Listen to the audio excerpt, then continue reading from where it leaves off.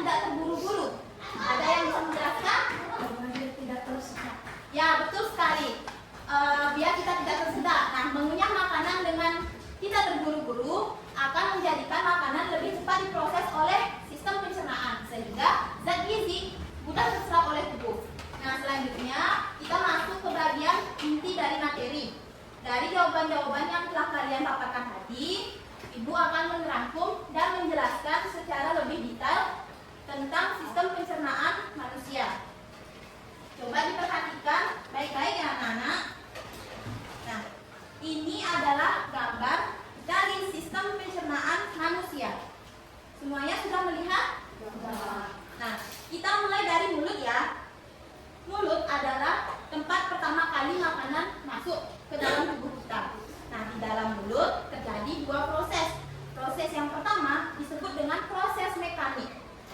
Nah, proses mekanik ini adalah proses yang terjadi dan dibantu oleh adanya gigi. Gigi akan mengunyah makanan sehingga menjadi halus sebelum dimasukkan ke dalam lambung. Yang kedua, ada yang namanya proses kimiawi. Nah, proses kimiawi ini adalah proses yang dibantu oleh kelenjar yang ada dalam air liur.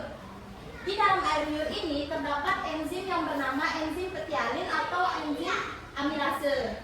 Nah, enzim ini berfungsi untuk merubah zat tepung menjadi zat gula, sehingga makanan yang kalian makan dan kalian punya dalam waktu yang cukup lama akan terasa manis.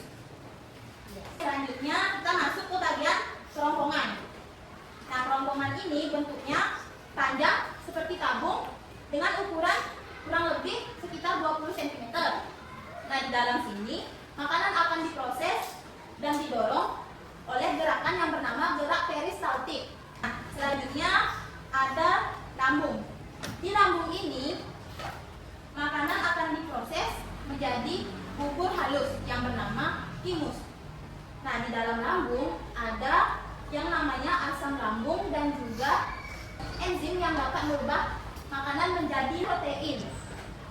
Setelah melalui lambung, makanan akan menuju ke usus halus.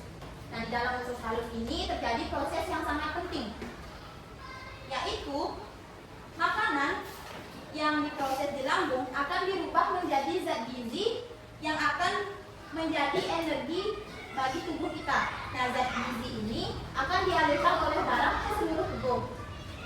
Selanjutnya ada usus besar. Nah, di dalam usus besar, sisa-sisa makanan yang tidak berguna akan dimasukkan ke dalam usus besar. Nah, di usus besar ini makanan akan diproses menjadi lebih padat sehingga menjadi kotoran atau feses yang nantinya akan dibuang melalui anus.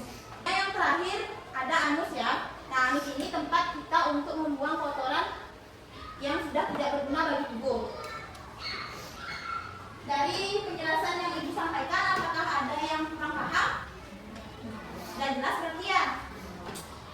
Baik, selanjutnya dapat kita simpulkan bahwa sistem pencernaan manusia merupakan bagian-bagian yang memiliki fungsi dan juga tugasnya masing-masing dan memiliki hubungan yang saling kaitan satu sama lain. Baik anak-anak, waktu pembelajaran kita sudah hampir selesai. Belum kita mengakhiri pembelajaran hari ini,